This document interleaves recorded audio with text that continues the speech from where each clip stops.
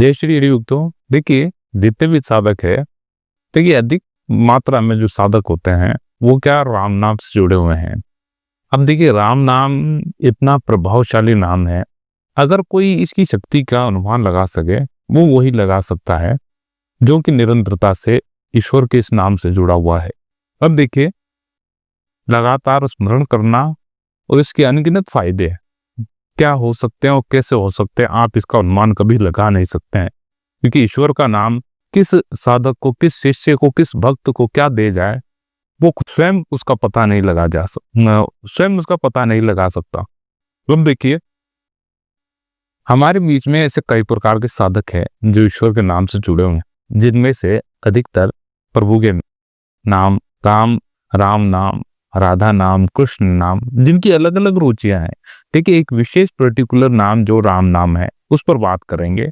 देखिए, ये राम नाम, सिर्फ राम नाम आप एक छवि उत्पन्न ना करें कि राम नाम केवल जैसे कि प्रभु धनुष लिए हुए तीर बाण है, एक वो राम नाम है। एक ईश्वर राम नाम एक वो है जो सर्वेश्वर है।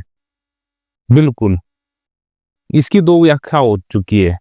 एक राम नाम वो है जो कि आपने रामायण में स्तुति सुनी है, उन वन में उन्होंने वास किया, रावण का वध किया। दूसरी ओर जो राम नाम है जो सबको सिखाना है और कुछ देने आए, वो राम नाम बहुत महत्वपूर्ण है। वो नाम आपको जानना है। अगर इस पर आप निरंतरता से काम करते हैं, निरंतरता से इसका स्मरण करते हैं, तो वास्तविक रूप से आप काफी सारी चीजें पहचान जाएंगे। अब देखिए, एक चीज मैं आपको और बताने की कोशिश करता हूँ। देखिए, कुछ चीजें ऐसी होती है जिनको जानने के लिए किसी मार्ग निर्देशक की आवश्यकता होती है। अब देखिए, आप राम भक्त हैं और आपके गुरु ने कुछ और मंत्र आपको दिया हुआ है, तो चिंता ना करें, आपको वही चीज मिलेगी जो आप पाना चाह रहे हैं। आप जो जिसकी लालसा में बैठे हैं वही चीज मिलेगी आपके गुरु मंत्र, आपके इष्ट मंत्र के द्वारा। ये ध्यान रखें। अगर अगर गुरु नहीं है तो फिर क्या करेगा? तो फिर आपको केवल प्रभु का नाम का स्मरण करना पड़ेगा। नाम का स्मरण करते रहे। प्रभु की कृपा होगी, उस नाम की कृपा होगी तो आपको गुरु भी मिलेंगे और आपका मार्गदर्शन करेंगे। ये ही सबसे सरल मार्ग है। सबसे बड़े फायदे मैं बताता हूं कि ईश्वर के नाम के प्रति अगर कोई निरंतर साधक अपने अभ्यास करता रह रहा है और प्रयास करता रह रहा है ईश्वर को पाने के लिए, तो सबसे बड़ा फायदा यही होता है कि उसकी लगन बढ़ जाती है। उस नाम के प्रति उसकी लगन बढ़ जाती है और उसके हौसले बुलंद हो जाते हैं, विश्वास दृढ़ हो जाता है। ये सबसे बड़ी बात है। वे लगातार ये करता है और नाम का सबसे प्राथमिक उपचार यही होता है, वो उस भक्त में लगन पैदा करेगा, विश्वास, आत्मविश्वास पैदा करेगा और आपके प्रति जो जलन होती है प्रभु और आत्मा के प्रति, वो जलन को बढ़ा देगा, मिलने की प्यास को बढ़ा देगा। ये प्राथमिकता होती है उसकी। अगर जैसे जैसे आप इसमें और आगे बढ़ते रहेंगे तो क्या होगा कि आपको अद्भुत अनुभव होंगे, सबसे अद्भुत होंगे। अब ये अनुभव कैसे भी हो सकते हैं, लेकिन आप इसकी व्याख्या किसी और के समक्ष ना करें। आप केवल और केवल आपके अंतर्मन में रखें इस चीज का कि हाँ, ये चीज हुई है। वास्तविक रूप से कहीं ना कहीं ईश्वर है जो खुद भी प्रयास कर रहे हैं। यानी जैसे एक भक्त उनकी ओर दौड़ता है तो ईश्वर भी बहुत प्रयासरत रहते हैं भक्त की ओर दौड़ने के लिए। तो अब आपको क्या करना है? अब आपको केवल यह चीज करनी है कि ईश्वर का स्मरण करते हुए जो लगन आपने बना रखी है उसको दृढ़ रखें, उसको कभी टूटने ना दें। जो बांध बना हुआ है उस बांध को मजबूत बना के रखें। ऐसा ना करें कि आप थोड़ा चले और उसके पश्चात आपने इस मार्ग पर चलना छोड़ दिया। ऐसा नहीं, इस मार्ग पर आपको निरंतर चलना है, चाहे आपका कार्य बढ़ रहा हो, चाहे कुछ भी हो रहा हो, लेकिन आपके भीतर दृढ़ विश्वास रहना चाहिए कि हमको ये निरंतरता से काम करना है, कि आपका जो भी काम है उसके साथ आपको परमात्मा का इस नाम का स्मरण निरंतरता से करना है। दूसरी चीज, एक भक्त का संपर्क हुआ। अब वो कहते हैं कि हमारे जीवन में भी काफी चमत्कार हुए, रोगों का निवारण हुआ और ईश्वर की असीम कृपा रही उनके परिवार पर। देखिए क्या होता है, अब मैं एक चीज आपको सरल और सहज रूप से बताने की कोशिश करता हूँ।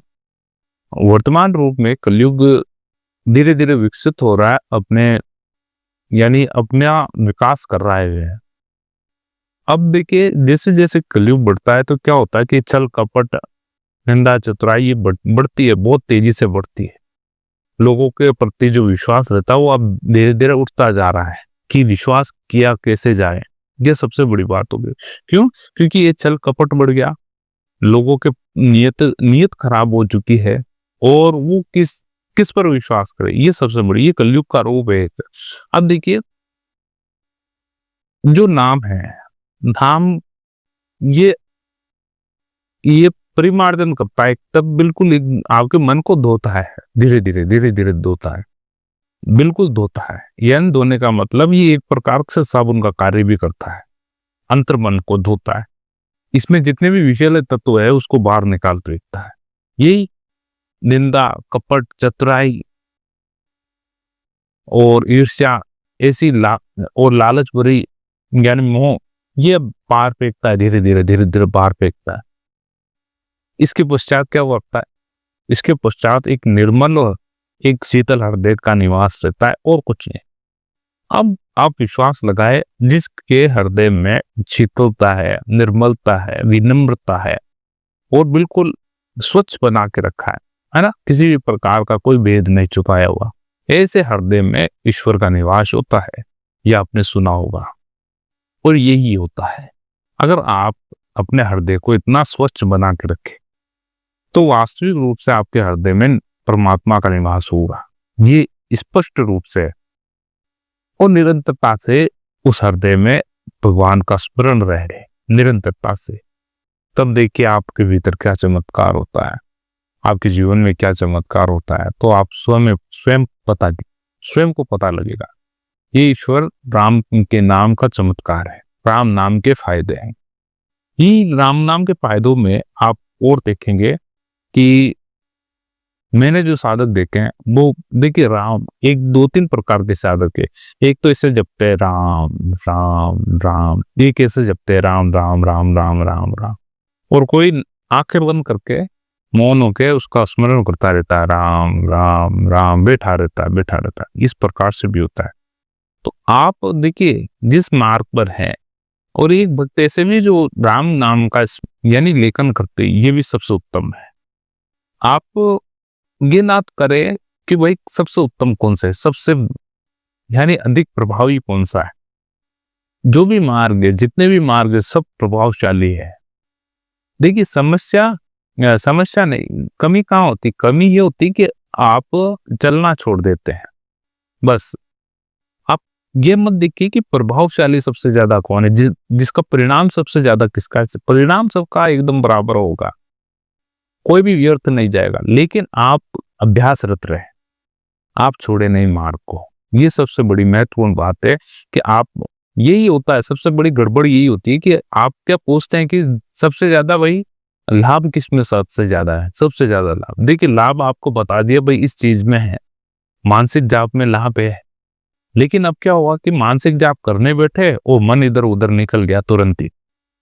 अब ऐसी स्थिति में क्या होता है कि खंडन हो जाता है, जो माला चलती रहती है उसका खंडन हो जाता है। अब ऐसा बचने के लिए इसका उच्चारण कर लीजिए। तो ये सबसे महत्वपूर्ण है कि आपको लगातार चलना है, कार्य कौन सा दिया कैसा भी जाप करें, लेकिन लगातार चलने का प्रयास रखें, निरंतर करने का प्रयास रखें, बीच में छोड़े ना। जैसे आपने महीने भर कर दिया फिर छोड़ दिया, महीने भर कर दिया, 2 महीने कर दिया, 6 महीने कर दिया, छोड़ा, ऐसा नहीं, लगातार करते रहें। देखिए फिर चमत्कार आपके जीवन में देखिए क्या क्या होते हैं। ये वास्तविकता है ईश्वर के नाम की, राम नाम की। आप आज मैंने केवल राम नाम पर विशेष रूप से बताया। देखिए राम नाम सर्वोपरि है। अब कहेंगे कि भाई कृष्ण नाम, राधा नाम, देखिए ईश्वर के अनेकों नाम हो सकते हैं, भगवान के अनेक नामों से ईश्वर स्वरूप लेने में माहिर है। ध्यान रखिए, स्वरूप यानी आप कैसा भी रूप बना सकते हुए हैं, है ना, और कैसा भी नाम धारण कर सकते हैं। आपका जिस पर विश्वास अडिग है, दृढ़ है, उस नाम को पकड़े और चलने लगे इससे, यही आपको काम करना है। तो इस चीज का आप महत्वपूर्ण रूप से ध्यान रखें और मिलते हैं जब तक अगले वीडियो में। जब तक के लिए जय श्री हरि, ओम नमो भगवते वासुदेवाय।